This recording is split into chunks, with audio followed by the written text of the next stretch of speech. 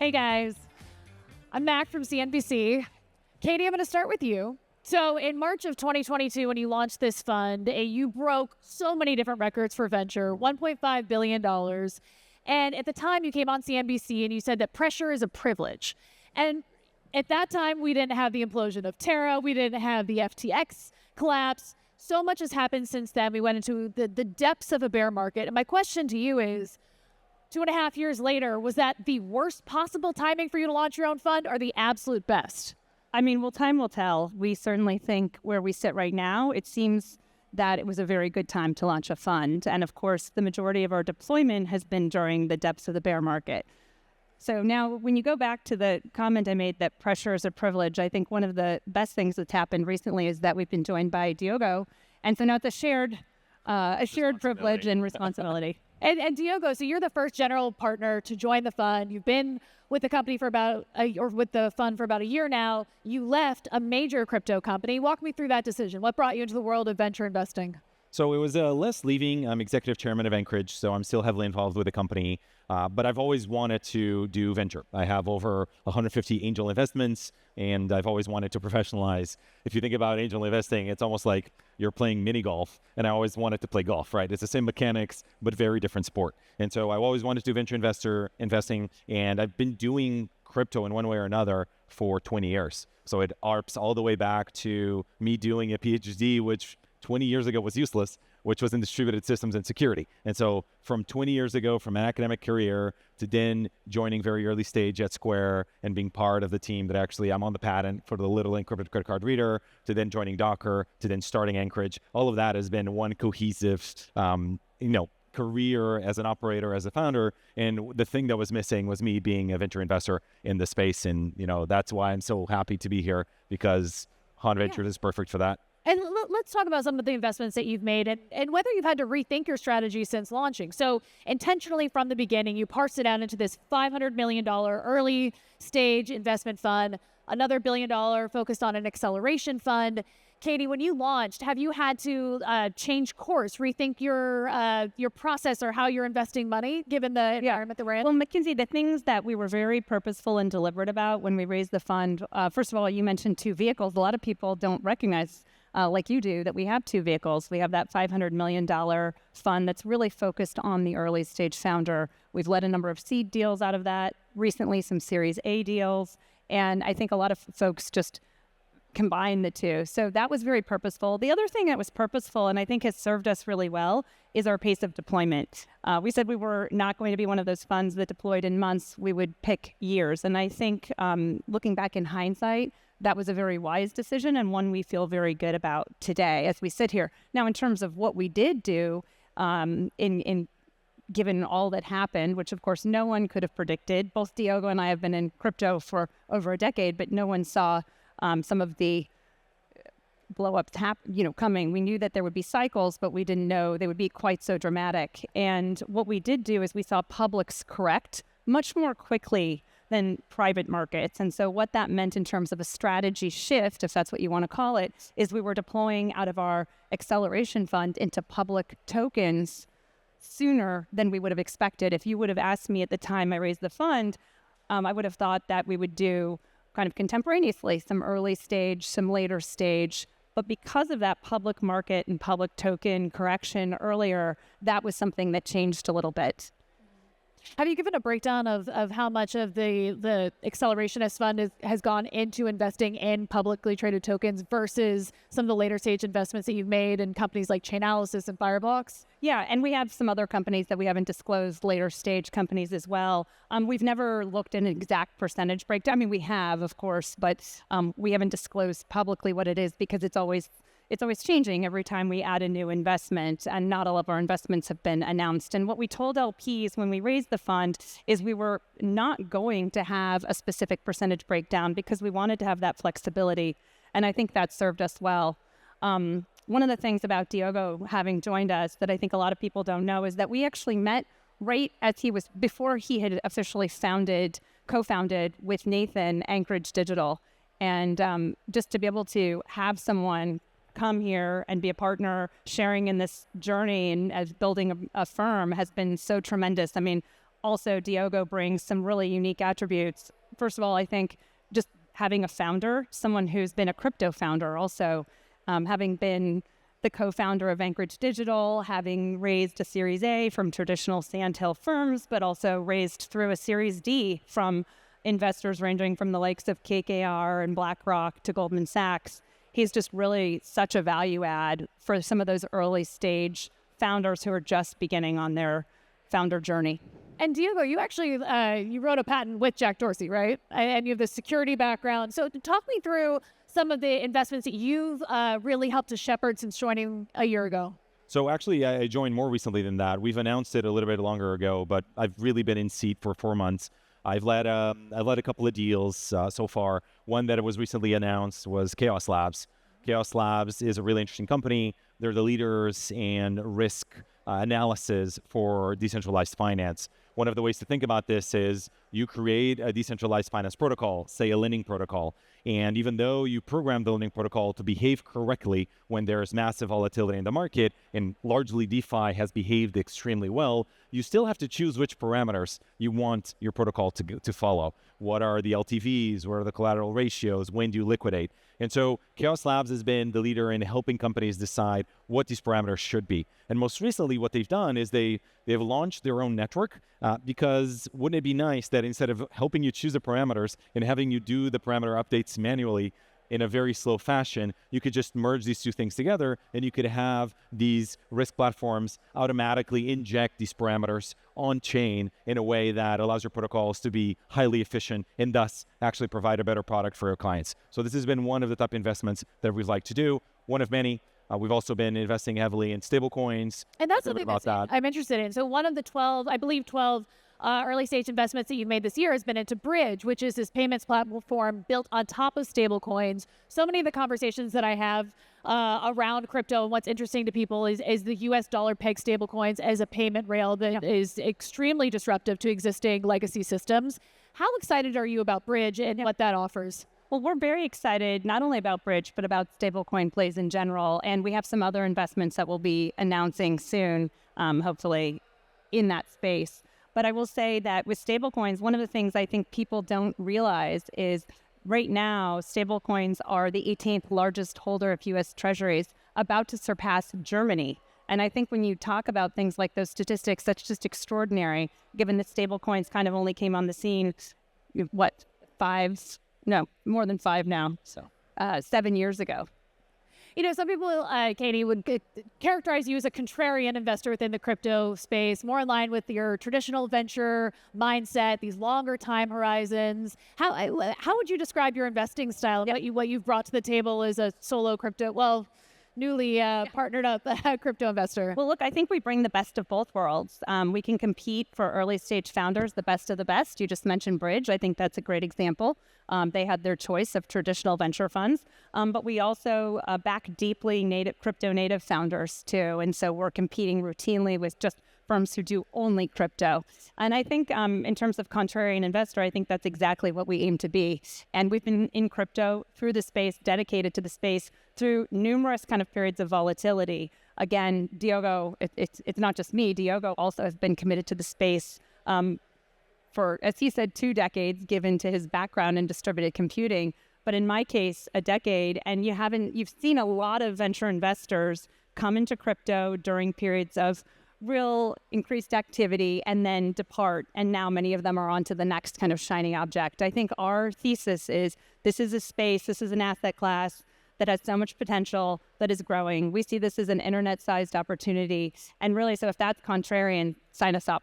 And one of the things that is interesting about Haun Ventures and about the brand that we have is we do end up playing in both worlds.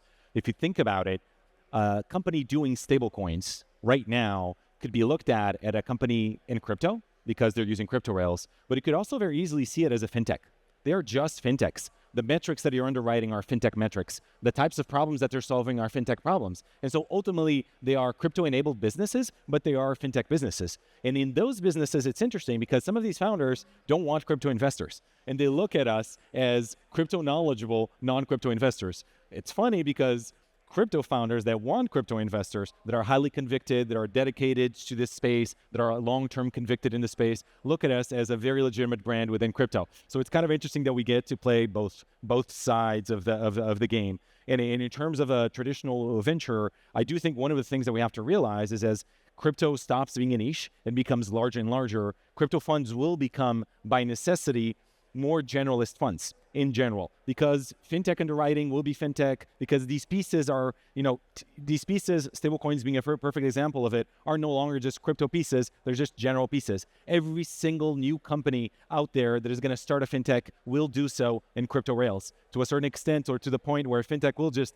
be synonymous with crypto because those are just the best rails for you to build on. And then finally, one of the things that is interesting about the fund, Katie's background is absolutely amazing. Ex-federal prosecutor. She's been in the space for so long, such credibility. It's been amazing for our founders to really have somebody that can take them mainstream, not just within the crypto bubble. And now we're actually, I believe, the only crypto fund that has a crypto founder as a GP. Which is weird because it's just a common archetype in traditional venture, but in crypto, that's actually not the case. I believe that I'm actually the only person that has actually been a founder of a crypto company that is not a crypto GP at a crypto fund. And our founders really want that. They want a team of builders, people that actually build businesses. How are your LPs doing with all this? Because, you went from 2022, where you had $23.7 billion deployed across crypto venture funds, to $2.2 billion as of July. And while the industry is on pace to break the record of to break 2023's number, it's still a really difficult time to be in the crypto investing business. Like, how are you doing navigating those expectations? Yeah, I think one of the things that our LPs are very happy about is that we've done exactly what we said we were going to do. We've been judicious in our deployment, but we've still been active and very opportunistic during down market cycle. We have been, again, mindful of our pace, but we're still risk on in terms of backing the earliest kind of frontier companies in the space. And so I think that we're, when I talk to our LPs, they're glad that we didn't deploy at the peak of the market. They're glad that we did what we said we were going to do in terms of hiring.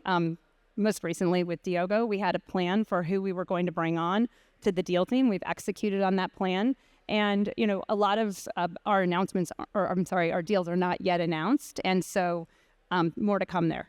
Are you looking outside the U.S.? I mean, obviously the SEC has been playing a big role in terms of policing the space in the U.S. We can talk about that in a minute. But has that basically, is your appetite greater for companies operating outside of the Look, state? I always say we back the best founders wherever they might be in the world. Now, we have backed plenty of founders in the United States, and I have to say we're not scared of the SEC backing founders. We've backed plenty of founders in the U.S., and we've backed plenty of token projects in the U.S.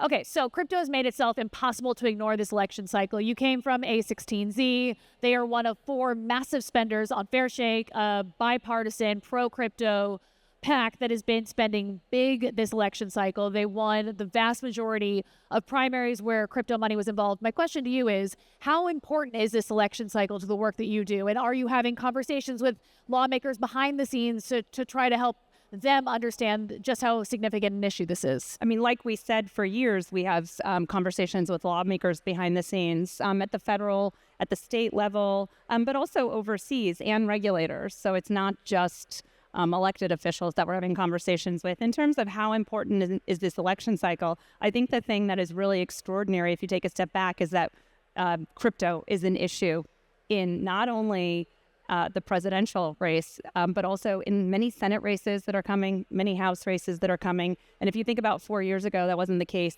So to us, this just makes the space more inevitable than ever. Are there any conversations you want to point to? I'm thinking about, politicians from the Democratic Party who previously wouldn't have been especially pro-crypto. You now have Chuck Schumer saying that he's confident that a crypto bill will be passed into law by the end of the year. I mean, how has that shift been, and have you helped those Democrats navigate the crypto industry? Well, we certainly try to, and I should say we're very bipartisan. We'll work with anyone who is elected.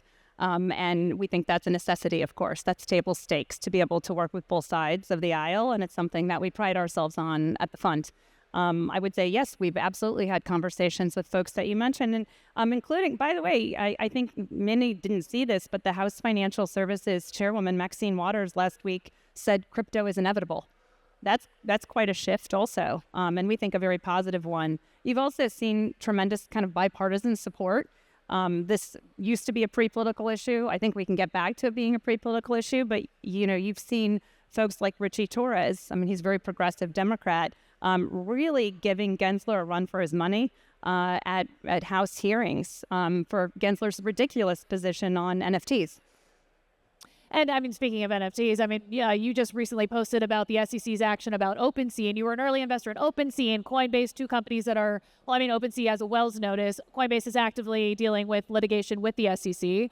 But you said that the SEC's case against OpenSea is the weakest that it's brought so far. I think what I said, McKinsey, is it's among its weakest yet. And I say among because there are so many weak cases from which to choose where we are talking about the SEC and the crypto industry.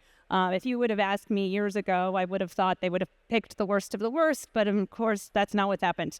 So I can't comment on pending litigation for any of these companies, but what I can tell you is that it seems like Coinbase and OpenSea are in good company. So Diogo mentioned your tenure, like before you were with A16Z, you worked for the DOJ. Before that, you worked for the Supreme Court. And I mean, it's a very interesting background to have been on both sides of this. I want to bring it back in our last couple of minutes to your fund. One, are you raising your next fund yet? No. Okay. And two, walk me through your strategy for the next 6 to 12 months. We'll have another fund. We're just not raising it yet.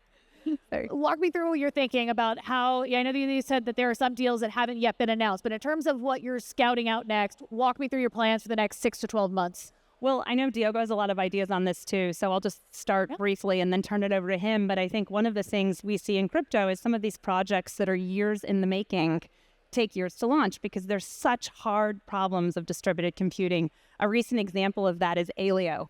We met the Aleo founders, zero knowledge proofs, breakthrough in cryptography. We met the Aleo founders years ago when I was working at Andreessen Horowitz, and we were so lucky to be able to have the opportunity to back them out of our fund now, out of the early stage fund. And just over a week ago, they launched Mainnet after years. We're really excited about this kind of technology. Why? It's not just financial services technology, it's privacy. And that's something that I feel very strongly about. And people always say, oh, you feel strongly about that? You were a prosecutor. I feel strongly about privacy, particularly financial privacy for all Americans. Of course, I also support, warrants with probable cause. But the amount of information that we now have the capability as a society, as governments, as big businesses to collect is really frightening. In fact, if you think about financial privacy and payments as one example, back in 1979, the average household did about 2 electronic payments, and I put that in air quotes, per month. In about 2020, the average household did about 2 electronics payments per day. And now 2 sounds, very small. I mean, I don't know about all of you in this audience, but I use my Apple Pay or some kind of other, maybe it's Coinbase wallet, something for every kind of transaction, a credit card. It's all electronic payments. It's not 2 a day. And the amount of geolocation data that I could collect on a person with this system is truly extraordinary. And I think in an age of AI, we should all be concerned about that. So we have policies in place. You think of GDPR.